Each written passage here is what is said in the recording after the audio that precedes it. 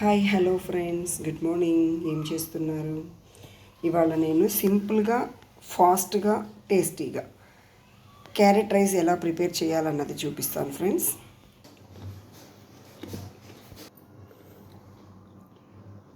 మనం ఈ విధంగా కచ్చా పచ్చా నూరుకోవాలండి క్యారెట్ని.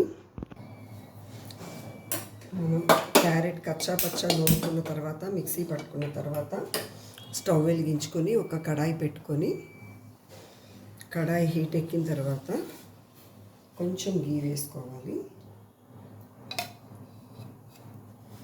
అంటే ఈ క్యారెట్ రైస్ అనేది మనం ఆయిల్తో కూడా చేసుకోవచ్చు, కాకపోతే ఇప్పుడు నేను చేసేది ఓన్లీ చిల్డ్రన్స్ కోసమే కాబట్టి కొంచెం గీ వేసుకుంటే వాళ్ళకి టేస్ట్ బాగుంటుందని చెప్పి గీ వేసుకుంటున్నాను. సిమ్లో పెట్టుకోవాలండి, ఎప్పుడు కూడా హై ఫ్లేమ్ పెట్టుకోకూడదు, ఎందుకంటే గీ ఊరికే హీట్ ఎక్కిపోతుంది. కొంచెం సోంపు, కొంచెం జీడిపప్పు పలుకులు, కరివేపాకు, ఇవన్నీ కూడా చక్కగా మనం వేగనివ్వాలి. జీడిపప్పు కొంచెం మనకి మరీ స్వీట్స్లో వేసుకుంటున్నట్టు బ్రౌనిష్ కలర్ రాకుండా జస్ట్ కొంచెం ఆ పచ్చిదనం అనేది పోయే వరకు చూసుకోవాలి. ఇప్పుడు కొంచెం జింజర్ గార్లిక్ పేస్ట్, అంటే అల్లం వెల్లుల్లిపాయ పేస్ట్ వేసుకోవాలి.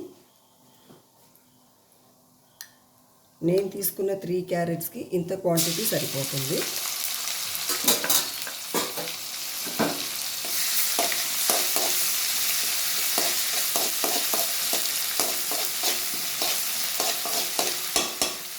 ఇప్పుడు పచ్చి వాసన పోయిందండి. ఇప్పుడు మనం గ్రైండ్ చేసి పెట్టుకున్న క్యారెట్ ఏదైతే ఉందో అది వేసుకోవాలి.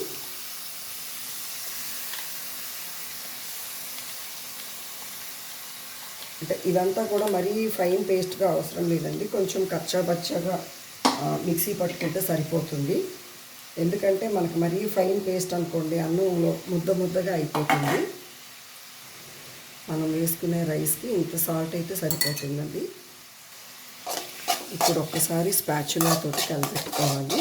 నేను ఈ స్పాచులా ఎందుకు ప్రిఫర్ చేస్తున్నానంటే, రైస్ కలిపెట్టేటప్పుడు గరిట అనుకోండి అన్నం విరిగిపోయే అవకాశం ఉంటుంది. సో మనం సాల్ట్ వేసుకున్నాం కదా, ఇప్పుడు దీనిలో పచ్చిమిర్చి వేయలేదు అండ్ కారం వేయడం లేదు. ఇది ఎలా మనకి స్పైసీనెస్ అనేది మీరు ఆలోచిస్తున్నారు కదా, దానికేనండి. ఒక మంచి టేస్టీ అండ్ హెల్దీ ఫుడ్ అని చెప్పాను కదా మీకు. సో ఇవి మిరియాలండి. ఇప్పుడు నేను తీసుకునే క్వాంటిటీ రైస్కి ఇంత మిరియాలు సరిపోతుంది. ఈ మిరియాలని కొంచెం మనం పౌడర్ చేసుకుందాం. అడుగు పట్టకుండా ఒకసారి కలిపెట్టుకుంటూ ఉండాలి. సిమ్ ఫ్లేమ్లోనే ఉండాలండి, ఫ్లేమ్ ఎప్పుడు కూడా సిమ్లోనే ఉండాలి. ఎందుకంటే మనకి ఇది క్యారెట్ చాలా ఈజీగా కుక్ అయిపోతుంది. క్యారెట్లో ఉన్న వాటర్ మొత్తం కూడా బయటకు వచ్చేస్తుంది. మనకి క్యారెట్లో ఉన్న వాటర్ బయటకు వస్తుంది అంటేనే మనకు అది కుక్ అవుతున్నట్లు లెక్క. కంప్లీట్గా ఈ వాటర్ అంతా కూడా డ్రై అయ్యే వరకు మనం ఇది కుక్ చేసుకుందాం. మనం మిరియాలు కూడా వేసేసుకోవాలండి, పౌడర్ చేసుకున్న మిరియాలు.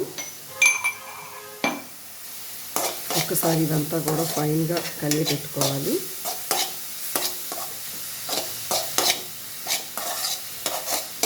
మనం కారం వేయకుండా, ఎండుమిర్చి వేయకుండా మిరియాల పౌడర్తో కూడా కర్రీ చాలా బాగుంటుందండి.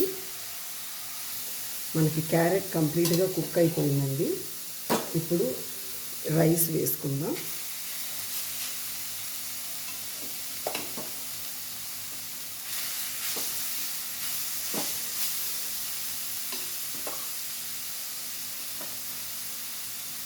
అంటే మనం తీసుకుంది ఓన్లీ 3 క్యారెట్సే కదా, ఈ 3 క్యారెట్స్కి ఇంత రైస్ అయితే సరిపోతుంది. బాగా ఫైన్గా కలిపెట్టుకోవాలి.